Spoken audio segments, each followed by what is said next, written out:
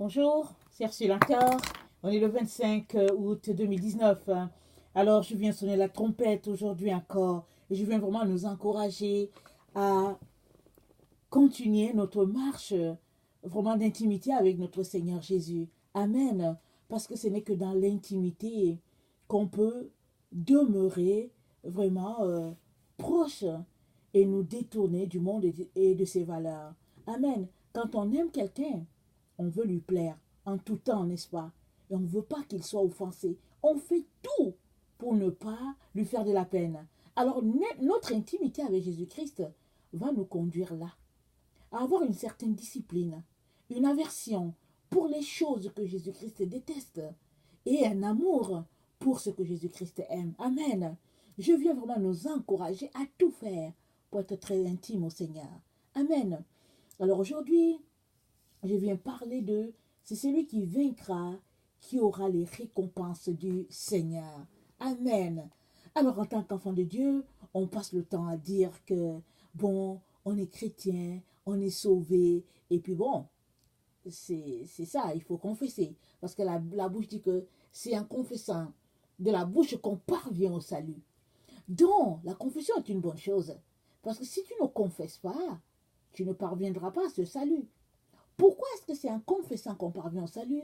C'est parce que quand tu ouvres ta bouche et que tu dis « Je suis fils de Dieu, je suis chrétien, je suis sauvé, régénéré par le Seigneur », tu parles à toi-même, tu l'entends dans tes oreilles. Et cela, c'est une conviction qui s'assoit en toi, qui fait qu'il y a des choses que tu ne peux plus faire parce que tu appartiens au Seigneur. Alors, en ce sens-là, la confession, c'est quelque chose d'agréable, quelque chose de positif, et puis quelque chose vraiment qui nous donne vraiment d'affirmer à notre âme que nous sommes les enfants de Dieu. Amen. Toutefois, tu as besoin d'aller jusqu'au bout pour hériter de ce que Jésus-Christ a promis à ses enfants. Amen. Si tu es juste un chrétien qui passe ton temps à dire je suis chrétien, et tu ne pratiques pas, alors tu n'auras rien de ce que Jésus-Christ a promis. Amen. Parce que Jacques a dit quoi?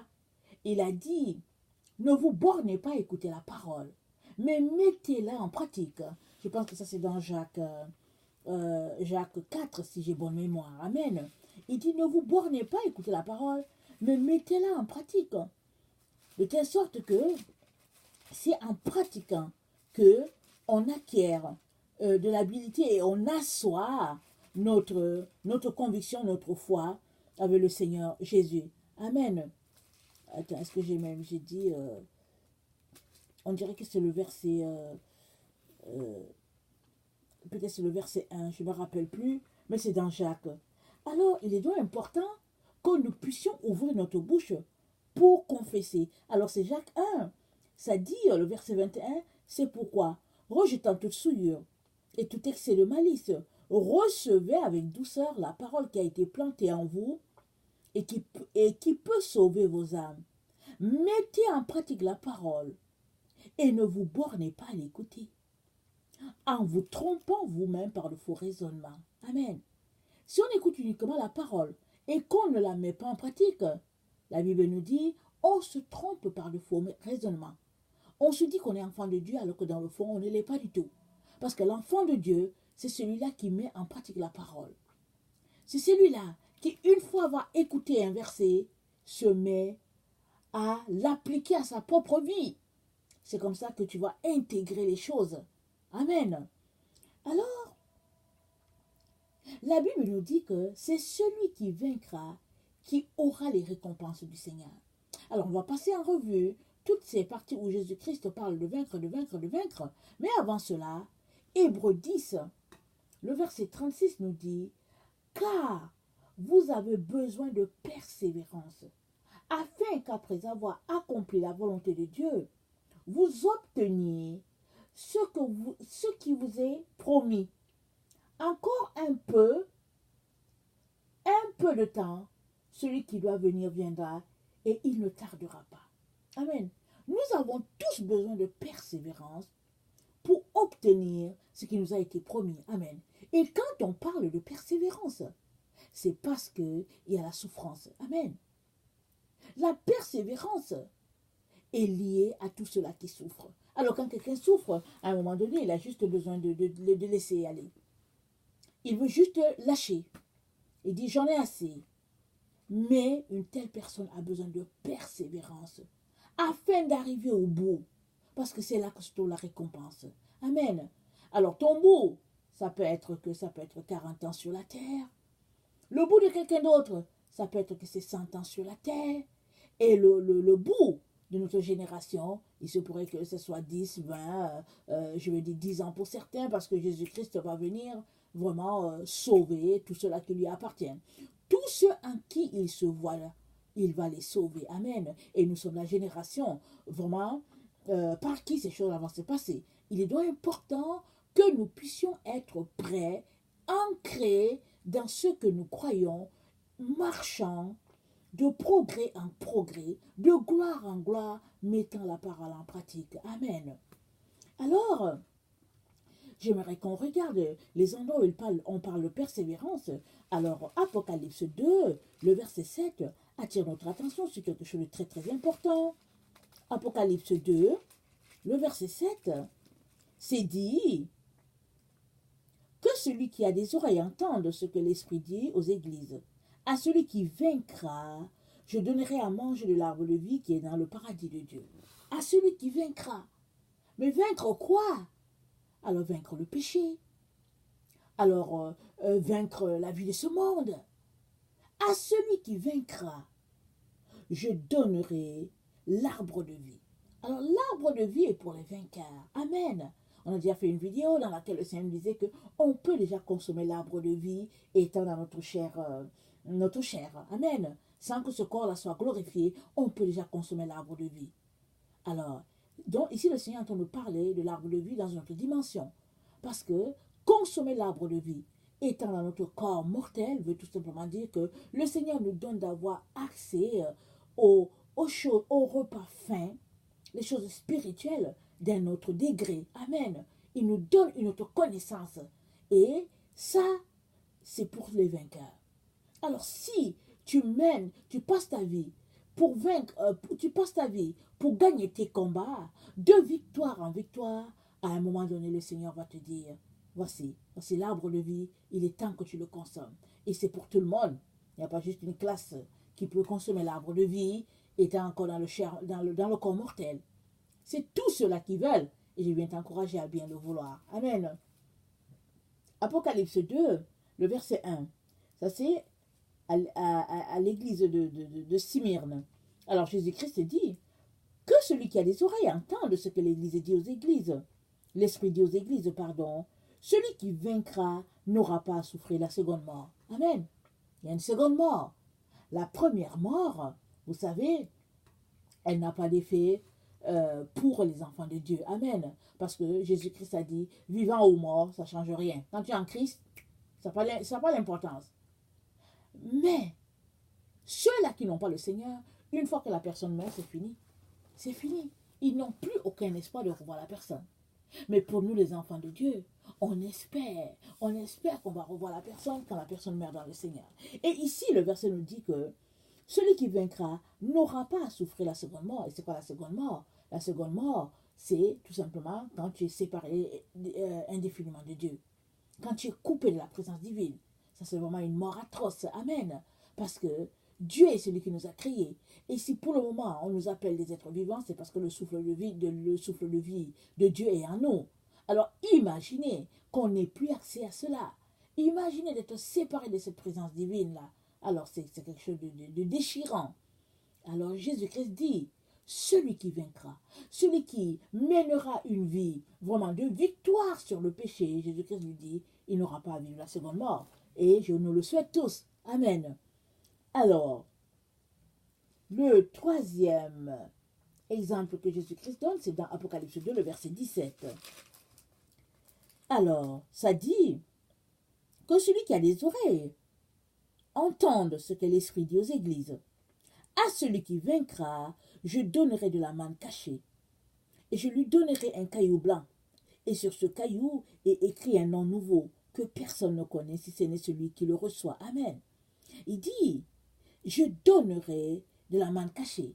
Amen. C'est comme la promesse de Dieu à l'église d'Éphèse. Il donnait l'arbre de vie. La manne cachée, c'est toujours cette nourriture spirituelle-là. Rappelons-nous, Israël a consommé la manne quand il était dans le désert. Et la Bible nous dit que, et pourtant ils sont morts. Ils ont goûté à quelque chose de céleste, mais ils se sont laissés corrompre par la convoitise de notre monde. Et plusieurs sont morts dans le désert, séparés de Dieu à tout jamais. Amen. Et ici, Jésus-Christ nous dit, celui-là qui vaincra, il va donner la manne cachée. Amen. C'est un trésor, un repas fin, un repas divin. Alors, vaincre de quoi ici? Alors ici, il s'agit de la lettre du Seigneur à l'église de Pergame. Alors, Jésus-Christ s'annonce ici comme celui qui a l'épée à deux tranchants. Amen. Il juge d'un côté et il exerce la grâce de l'autre. C'est ça, l'épée à double tranchant. Amen. Et il dit, Jésus-Christ dit que cette église-là, elle demeure là, il y a la synagogue de Satan. Mais il y a des gens qui sont restés fidèles au Seigneur. Et cependant, la doctrine de Balaam a fait son effet au milieu d'eux, si bien que plusieurs se retrouvent à manger de la viande sacrifiée aux idoles. Amen. Alors, je ne sais pas si je l'ai partagé dans une de mes vidéos. Alors, je me rappelle, il n'y a pas longtemps, il y a peut-être 3 mois ou bien maximum 4, on devait aller au restaurant. Et puis, on s'est apprêté, et puis bon, ça devait avoir lieu dans 2 jours. Et le Seigneur me parle, il me donne un rêve.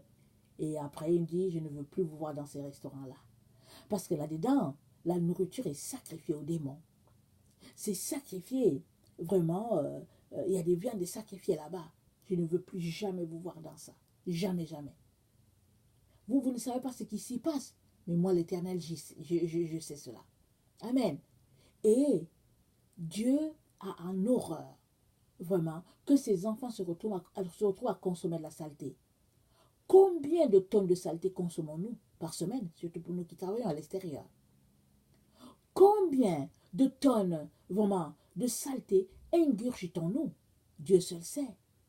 Amen. C'est pourquoi il est très important que, avant chaque repas, il est important qu'on prie, qu'on sanctifie le repas, qu'on demande l'aide du Seigneur et que ce repas-là, dans notre corps, transforme notre corps et nous aide à garder une relation avec le Seigneur vraiment axée sur le divin. Amen. Parce qu'on peut se retrouver à manger, mais devenir glouton. Manger juste pour manger. Manger juste des choses vraiment qui dégoûtent.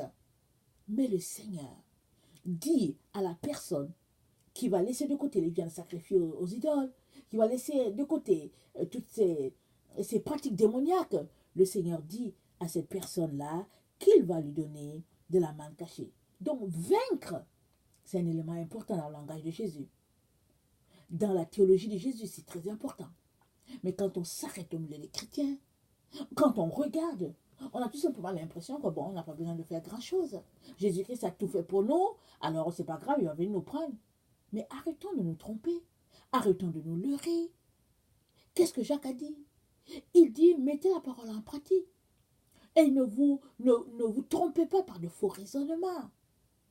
Alors, c'est un choix des faux raisonnements. C'est ça que Jacques nous dit. C'est un choix. Parce que si tu refuses de mettre la parole en pratique, alors tu choisis de te tromper par de faux raisonnements. Parce que seul celui qui met la parole en pratique va devenir un étudiant assidu et il va pouvoir vaincre ce monde de péché. Amen. Alors, Apocalypse 2, le verset 26, ça dit « À celui qui vaincra et qui gardera jusqu'à la fin mes œuvres, je donnerai autorité sur les nations. » Ici, il est question de garder l'œuvre jusqu'à la fin. Jusqu'à la fin. Ce n'est pas le commencement qui compte. Oui, c'est important, mais c'est la finalité qui détermine tout. Es-tu prêt à aller jusqu'au bout? Parce que Jésus-Christ est allé jusqu'au bout. Jésus est venu, il a prêché la repentance, il a exhorté les gens, il s'est révélé, il s'est annoncé comme la porte, comme le Messie, il a dit il est le berger, il s'est annoncé comme il est le Père et le vigneron, il est le cep. Jésus-Christ s'est annoncé sous toutes les formes. Mais il a passé des moments difficiles. Là d'abord à Gethsemane, la Bible nous dit que sa sueur était comme des grumeaux de sang. Tellement c'était difficile. Mais Jésus voulait vaincre. Il dit, Père, s'il est possible que cette coupe s'éloigne de moi. Non pas ce que je veux, mais ce que toi tu veux. Mais que ta volonté soit faite. Jésus voulait vaincre. Parce que Satan voulait finir avec lui là, dans le jardin d'Éden. Dans le jardin de Gethsemane, pardon. Là, il voulait en finir là. Avec Jésus. Mais Jésus voulait aller jusqu'à Golgotha. Parce qu'il y a une parole qui n'avait pas encore été accomplie. C'était que le serpent, toute personne qui regarderait au serpent serait sauvée. Toute personne. Mais toute personne qui regardait à ce serpent d'airain-là n'aurait pas la morsure de l'autre serpent. Alors Jésus est celui qui a été fait serpent pour que l'humanité puisse expérimenter le bonheur en Dieu s'il donne leur vie à Jésus, bien sûr. Et Satan voulait en finir là avec lui. Mais Jésus a dû persévérer. Il a prié, il a intercédé pour qu'il lui soit possible d'aller jusqu'au bout. Amen. Et quand ils l'ont arrêté là, ils l'ont amené à l'endroit où on fouette, parce que Pilate a dit le fouetter. Ils l'ont tellement fouetté, tellement il a perdu du sang à cet endroit. Ils l'ont tellement fouetté que Jésus-Christ avait de la peine à arriver jusqu'à Golgotha. Il est tombé à un moment donné, incapable de porter sa croix. Mais Dieu merci, l'Éternel a pourvu pour que Simon, qui était à côté, qui passait, soit forcé d'aider Jésus-Christ à porter la croix, à porter sa croix. Il a aidé Jésus. Et Jésus est arrivé jusqu'à la croix. Il est devenu ce serpent maudit. Voilà pourquoi il a pu dire, tout est accompli. Il nous a montré le chemin, afin que toi aussi tu puisses dire un jour, tout est accompli. Mais ce que tu as appelé à faire, hein? Pas ce que Jésus-Christ a appelé à faire, mais ce que toi tu as appelé à faire, Jésus-Christ a accompli pour que toi tu arrives là jusqu'à la fin. Amen. Alors il s'agit de vaincre. Il s'agit d'arriver jusqu'à la fin. Ne commence pas déjà à taper des mains ici en te disant, en te clamant vainqueur. Le vainqueur, c'est celui qui va arriver jusqu'au bout, jusqu'à la limite, là où Dieu a fixé, l'endroit que Dieu a décidé pour toi, pour moi, c'est là que tout ça se passe. Amen. Alors, il s'agit donc de persévérer et de garder les œuvres de l'Éternel jusqu'à la fin. Et comme on l'a vu avec Jésus, Gethsemane, il a souffert beaucoup. Il a été chicoté à quelque part avec Pilate et tout. Il a marché de l'endroit où il était. Et l'endroit, c'était un mont. Vous savez, c'est tellement facile quand on est en hauteur et qu'on descend. Mais c'est si pénible de monter une côte. Vers là où j'habite, il y a un endroit qui est vraiment, il y a une côte qui est là, hein, c'est pas fort, hein, c'est pas abrupt. Mais je vous dis, du temps où je marche, souvent quand je suis fatiguée, je prie entre une petite distance, je sais pas combien de mètres ça fait. Je sais même pas si ça fait 3 mètres, je sais pas. Mais de l'endroit où je suis et la petite côte que je monte pour arriver chez moi, je fais toutes les sortes de prières. Jésus, aide-moi à arriver, surtout quand c'est en hiver. Jésus, aide-moi, je ne veux pas lâcher. Aide-moi, Jésus, je ne veux pas lâcher. Aide-moi, aide-moi, aide-moi. Et quand j'arrive au niveau du parking, je dis bravo Seigneur, bravo. Parce que je ne veux pas arrêter en bas de la côte. Je veux arriver jusqu'au bout. Et ça, c'est très, très important, mes chers frères et sœurs. Amen. Alors, que le Seigneur nous donne d'arriver jusqu'à l'endroit là, cet endroit-là. Arrêtons de nous leurrer. Arrêtons de nous tromper par de faux raisonnements. Allons-y, prenons notre croix, allons-y jusqu'au bout. Amen. Apocalypse 3, le verset 5. Celui qui vaincra sera revêtu ainsi de vêtements blancs. Je n'effacerai point son nom du livre de vie, et je confesserai son nom devant mon Père et devant les anges. Alléluia. Il y a des gens qui passent le temps à dire que on est sauvé un jour, on est sauvé toujours. C'est ça qu'ils disent. Voilà, c'est écrit ici. Celui qui vaincra sera revêtu ainsi de vêtements blancs. Verset 5. Je n'effacerai point son nom du livre de vie. Ça veut dire que Dieu peut effacer le nom. C'est là, c'est écrit. C'est écrit. Alors cela devait nous donner de dire, Seigneur, n'efface pas mon nom, s'il te plaît. N'efface pas mon nom, Jésus, aide-moi. Ça, c'est ma prière. Aide-moi, Seigneur. N'efface pas mon nom, Seigneur. N'efface pas le nom des personnes que je connais. N'efface pas. Parce que c'est là. C'est écrit noir sur blanc. Dieu n'est pas un menteur. Alors, d'où vient donc que les gens disent que non, je suis sauvé, et puis bon, je n'ai plus besoin de rien, et ils mènent une vie comme la vie des pécheurs. Ils mènent une vie mondaine, et ils se leurrent 24 heures sur 24, disant qu'ils appartiennent au Seigneur. Quelle sera la fin de ces personnes? Parce que la Bible nous dit, il s'agit de vaincre jusqu'au bout, d'aller jusqu'au bout. Jésus dit, je n'effacerai point son nom du livre de vie, et je confesserai son nom devant mon Père et devant les anges. Et qu'est-ce qu'il va dire? Il va dire, voici mon ami, voici mon frère, voici ma soeur. Il va confesser son nom, mais il confesse le nom de celui-là qui va vaincre, celui qui va arriver jusqu'au bout. Pas celui qui va s'arrêter en cours de route, pas celui qui va démissionner, qui va rebrousser chemin.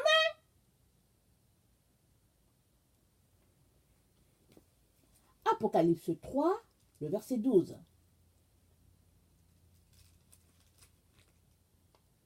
Celui qui vaincra, je ferai de lui une colonne dans le temple de mon Dieu. Il n'en sortira plus. Amen. Une colonne, il n'en sortira plus. Alléluia. J'écrirai sur lui le nom de mon Dieu et le nom de la ville de mon Dieu, de la nouvelle Jérusalem qui descend du ciel d'auprès de mon Dieu et mon nom nouveau. Amen. Alors ici, l'église de Philadelphie, c'est l'église de l'épouse de Christ. C'est cette église qui sera sauvée. Amen. Alors il est donc important que tout le monde, si en toi ta vie est telle que l'église de Thyatire, il est donc important que tu fasses tout pour ressembler à l'église de Philadelphie. Si ta vie est semblable à l'église de Laodicée, il est important que tu fasses tout pour ressembler à l'église de Philadelphie. Si ta vie est telle que l'église de Sardes, il est important que tu fasses tout pour ressembler à l'église de Philadelphie. Parce que cette église-là, elle sera enlevée. Et c'est l'église qui n'a pas eu de reproche. Et non seulement Jésus dit de cette église-là que la personne qui va vaincre, il va faire de cette personne-là une colonne dans le temple de son Père, mais il va écrire celui du nom de son Dieu. Et la nouvelle Jérusalem. Et ici, ça fait référence à Apocalypse, je pense, Apocalypse 22 ou bien 19 qui dit que l'épouse, attendez, je pense que c'est 19. 19 et c'est dit, attendez, il ne faut pas que je me trompe.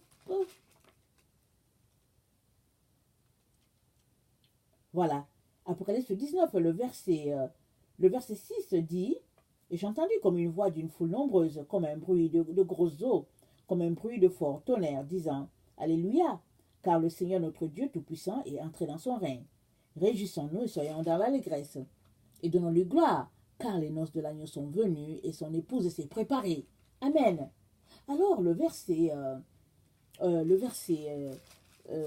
je pense, 12 d'Apocalypse 3 fait référence à cette épouse-là qui s'est préparée. Et Jésus-Christ dit à cette personne-là que, en tout cas, il va écrire le nom de la ville de son Dieu sur la personne, la Nouvelle Jérusalem.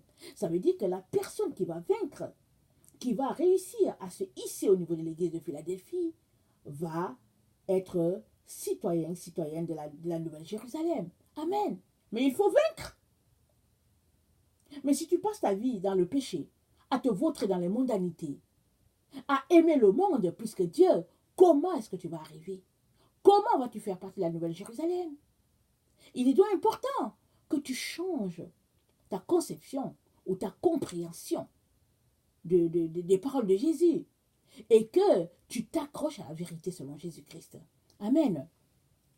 Et Apocalypse 3, le verset 21, ça nous dit, ça c'est à l'église de Laodicée, Jésus-Christ dit, « Celui qui vaincra, je le ferai asseoir avec moi sur mon trône. Comme moi j'ai vaincu et me suis assis avec mon Père sur son trône. » Que celui qui a les oreilles entende ce que l'Esprit dit aux églises. Amen. Dieu dit à Laodicée que si elle parvient à vaincre, il va faire qu'une telle personne puisse s'asseoir avec lui sur son trône. Glorieux, n'est-ce pas? Merveilleux. Quelle récompense. Mais il faut vaincre. Mais il faut sortir de Laodicée et de ses valeurs. Laodicée qui est tiède, qui n'est ni chaude, ni froide, qui passe son temps dans les mondanités, qui cherche l'or du monde, l'argent du monde, et qui se dit voyante, alors que Jésus-Christ était Laodicée d'aveugles, de pauvres, de nus. Il est donc important que si tu penses que tu fais partie de l'église de Laodicée, il est important que tu sortes de là immédiatement. Arrête de te tromper, arrête de te leurrer. Il s'agit de vaincre. On vient de le dire. Le nom peut être effacé. Mais d'où viennent donc que les gens enseignent que Dieu ne peut pas effacer le nom? Il cite le passage pour dire, Jésus a dit, nul ne la ravira de ma main. Oui, Jésus-Christ l'a dit, mais toi tu peux sauter de sa main. Jésus-Christ dit, si tu es dans sa main, nul ne va te ravir. Amen. Mais toi tu peux sauter, aller faire les choses du monde. Alors, c'est pas compliqué. Mais est-ce qu'on veut faire ce que Jésus-Christ nous dit de faire? Ou bien on veut se leurrer, se tromper et vivre de plaisanterie? Amen. Il est important qu'on change les choses et qu'on vive selon les principes divins.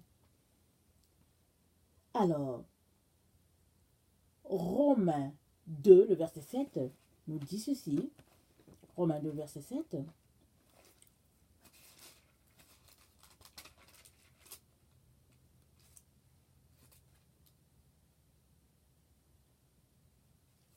Je vais lire le verset 6. Ça parle de Jésus qui rendra à chacun selon ses œuvres, réservant la vie éternelle à ceux qui, par la persévérance à bien faire, cherchent l'honneur, la gloire et l'immortalité. À ceux qui, Jésus réserve la vie éternelle à ceux qui, par la persévérance à bien faire. Donc il y a la persévérance dans les épreuves, mais il y a la persévérance à bien faire selon le Seigneur. Selon ce que Jésus-Christ attend de toi. Tu dois être parfait. Jésus-Christ a dit, soyez parfait comme votre Père céleste.